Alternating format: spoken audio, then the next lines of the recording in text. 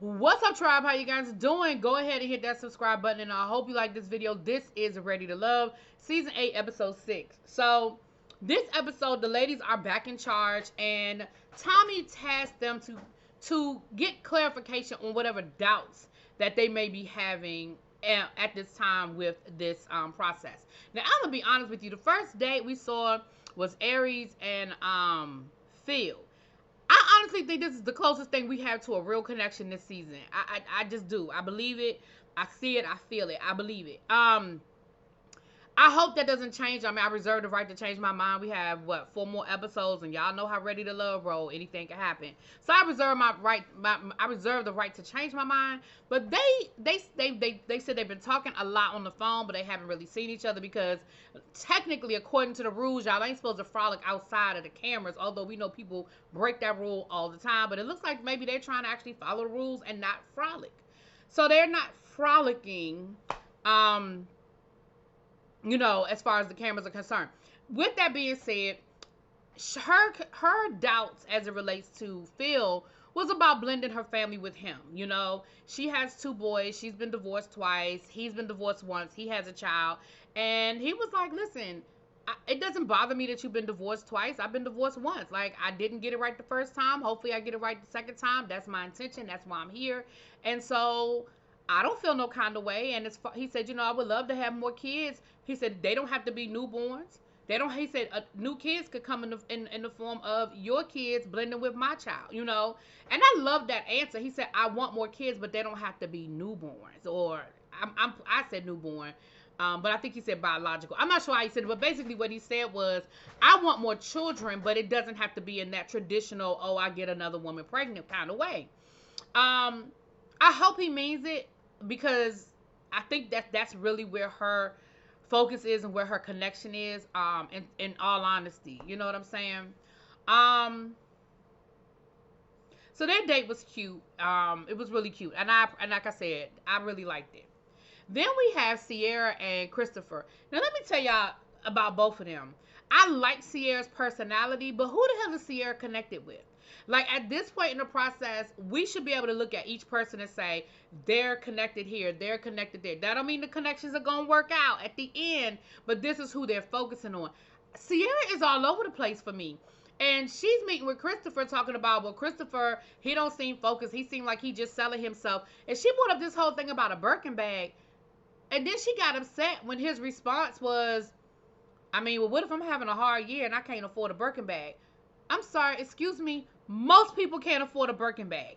A Birkin bag, listen, you ain't putting a Birkin bag on Klarna. You ain't putting a Birkin. Listen, don't make all these celebrities make that look easy. It's not. First of all, half of these people that's running around here claiming they got Birkins probably don't have real Birkins. I'm just telling you what I heard and not what I'm telling you what I know and not what I heard, okay? They ain't real.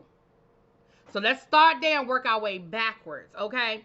Then Birkin bags, right? a $50,000 purse. The average person ain't buying a $500 purse, much less a $5,000 purse, much less add another zero to that. So I feel like you having a negative response to his response to you bringing up wanting a Birkin bag on a first date on a reality show, I think is really ridiculous, Sierra. Now, can you afford to buy a Birkin bag? According to you, you can. I don't know your business. I don't know your bank account. According to you, you can afford it. Then go get it.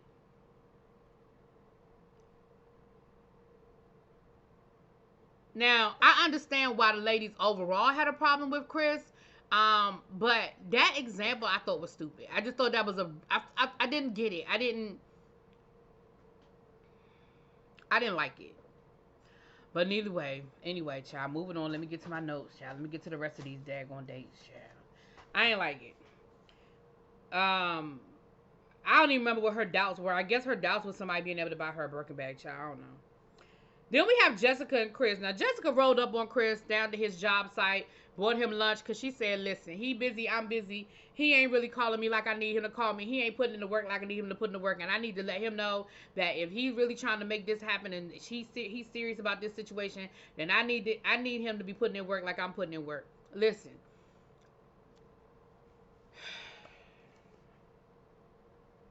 I don't know how many different times and ways we need to let y'all know people make time for what they want to make time for. And if he's not making time,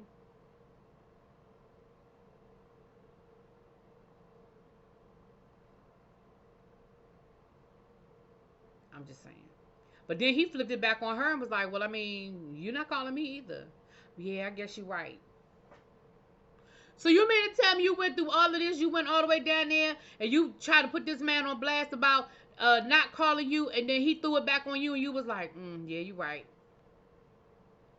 Y'all get on my nerves on this show sometime. Anyway, so she said he needs him to be more consistent, child. I can't read my own handwriting. Wants her to be. Oh, he wants her to be nicer. He said you're a little too gruff, a little too abrupt, and I need you to soften your approach a little bit. Now I can appreciate her answer. She said, "Listen, I am not going to dim. I'm not. She didn't say dim my light, but I'm not going to soften my stance to make you feel comfortable, and I can respect that. But he's telling you what he needs. You single for a reason. That's all I'm saying.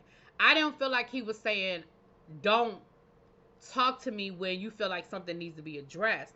He was just saying, I need your tone to not be so gruff. And her tone is a little gruff. She is a little gruff. Now, I know y'all gonna get in the comments and people gonna come after me. That's what they always say about black women and the stereotype and a black women, blah, blah, blah, blah. I don't care. Again, dating is all about finding who works for you. So if she's not willing to change her stance, then they not gonna be a match. That's it's real easy. It's real simple. Then they just not gonna be a match. It ain't complicated. Anyway, Marvin and Katrina, listen. I told y'all when they eliminated Red that it was gonna be Red, Marvin, Red. Whoever went first, the other one was gonna go second. But I'm really sick of this Marvin storyline where every conversation is about his lifestyle. Marvin, listen, let me tell you something. Cause listen, spoiler alert, Marvin got eliminated this episode. Duh. But listen. Marvin, I'm sick of you trying to justify your lifestyle to say, well, if they just learn more about it, I think they will be open to it. If I just think that I'm not explaining myself. I just think that they're not understanding me. No, they understand exactly what you're saying. You are clear. You have been crystal clear. They understand what you're saying. They just ain't with it. Here's the reality of the situation. Just because you explain it to me like I'm a 5-year-old, still don't mean that I'm with it. These are a group of women who are not open to your lifestyle. And that is okay. Because there are a lot of women out there who are. Just none of them are on this show. And that's okay. I respect the fact that you were upfront about what it is that you like and what it is that you require in a relationship. I get that. But I even think you were a little confused, Marvin. And let me tell you why I say that. Because you say you want traditional, but your lifestyle isn't traditional. The reality of the situation is you don't want a traditional marriage like your parents had, unless your parents are alternative as well. I don't know them people. But you don't want what your parents had if you're not doing what your parents did. See, I could use that in so many different areas. People always talk about they want what their parents had, but they ain't willing to do what their parents did to get there, right? Unless your mama and your daddy was into the same alternative lifestyle that you were into, then you don't want what they had. You want something different. And again, I have friends who are in alternative lifestyles, and they have been in them, and they are married couples who have been together for years. Hell, they've been together longer than some of my more traditional friends who got married and had this traditional marriage. They do what they do. They travel. They have their parties. They indulge in what they indulge in, and it works for them. It ain't traditional, but it's theirs, and it works for them. There's nothing wrong with that. But at the end of the day, for you to be like, well, I just don't think they understand. They do. They understand. Clearly. They just don't want it. They don't want it. Anyway. Next we have Herbert and Kira. Listen. Her doubts were about basically, what I got from it was, do you like me? First of all, Kira one of them people that I don't like. You got this big ass dog, And this big ass dog was jumping all over this man, and you were like, oh, she likes you. Even while he was trying to sit there and eat, that dog was jumping on that man, and you could see how uncomfortable he was, and how he was really trying to be nice and polite and not cuss you out. And that dog, put that dog in a room. Like, it's cool that you want your dog to meet him because, you know, the dog don't like him. You know, dogs do have a sense of these things. But then you put that dog up in your bedroom. Why you had that dog jumping all over that man while he trying to eat his food and you thought it was cute? See, I don't like pet people like you. Just because you comfortable with your dog doing certain things don't mean that I am. Okay? Put that pet up. Put the dog away for an hour or two. Then after y'all had this conversation about, she was like, well, you need to step your game up. I mean, if you need to do, and Herbert was sitting there like, now Herbert, I will say this, that's the second woman that done said you need to step your game up. So maybe you truly are just the kind of person that is not good with communication. But then again, if you're not good with communication, that's something you need to work on, because maybe that's why you're single. Because that's the second woman who you, well, I don't remember you ever saying you were interested in, Kira, but that's the second woman who I guess you're interested in that has said that you are inconsistent when it comes to the communication. So that's what that says to me. Then she asked this man to do a TikTok dance. I mean, he did it, but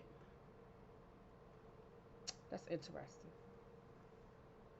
Then we had Janelle and Q. Child, they just flirted. And basically her doubt was in reference to their age difference.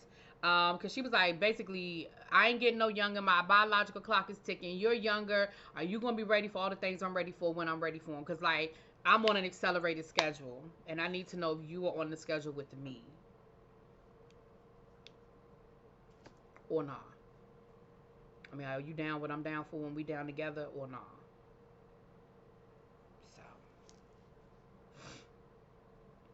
Moving on. So then we had Marier. I think I'm finally saying his name right. Marier and Kira. And child, they just had the whole black culture conversation again. Listen, I said in my last review, everybody ain't Martin Luther King, Malcolm X, Stokely Carmichael. Everybody on the front lines. Everybody ain't power to the people. And it doesn't make her a bad person. I mean, I know that she talks very perky and proper. And I know y'all like to associate proper with white. And maybe she has moved in white spaces throughout her life. But I just don't feel like... Now, I mean, she did say some things that made me side-eye her a little bit. But again... I just don't feel like there's a whole lot of matches in this bunch. And I just feel like she just ain't for these people. I don't know. Maybe she was projecting onto Quentin what she really wanted. Maybe she was coming at Quentin about dating white women because maybe she looking for a white man. I don't know. But they definitely ain't a match. And, you know, once again, Murray, you know, he repeated that he power to the people, you know, and he needs somebody that's going to be down with him. Okay? I don't know. Somebody to be his black to his Sheba. I don't know. Child, so then we have Lee and Marvin. Same thing, lifestyle. I really feel like it was the same conversation. Just lifestyle. Did I write that down? Is that the same? Oh no, that was with Karina. Marvin and Karina. Marvin and Lee. Then we in the ladies' lounge, and listen. You know, I be following a lot of these things down to the, I was on vacation when Janelle and Katarina got into it. Katarina, whatever. When they got into it. But listen. This is reminding me a lot of Camille and her season, where I can agree that some things are editing, but I can also say that they not putting words in your mouth. They might be putting it out of sequence, but they ain't putting words in your mouth. Janelle, you are a mean girl. You are always coming for people and making nasty comments and making sly comments. I can go back to the second episode where you made a comment about Keedra's purse being fake. Mine is real. I mean, hers is fake. Who gives a fuck? And then last week when Karina showed up and said that she was just leaving the gym, and Quentin said, "Oh, I can tell." And you talking about something, you can really? You can tell? You can tell she was in the gym? Like, it's just unnecessary drama. It's unnecessary mean girl behavior. And you are a mean girl. this conversation with Kedra or Kira, and she was talking to Tommy, and she called Marvin, and she was like, I'm sorry, I just get the names mixed up. And you over there rolling your eyes. And then when Tommy asked you what that was about, you went into a whole diatribe and was like, and I just don't like you. Girl, you are a mean girl.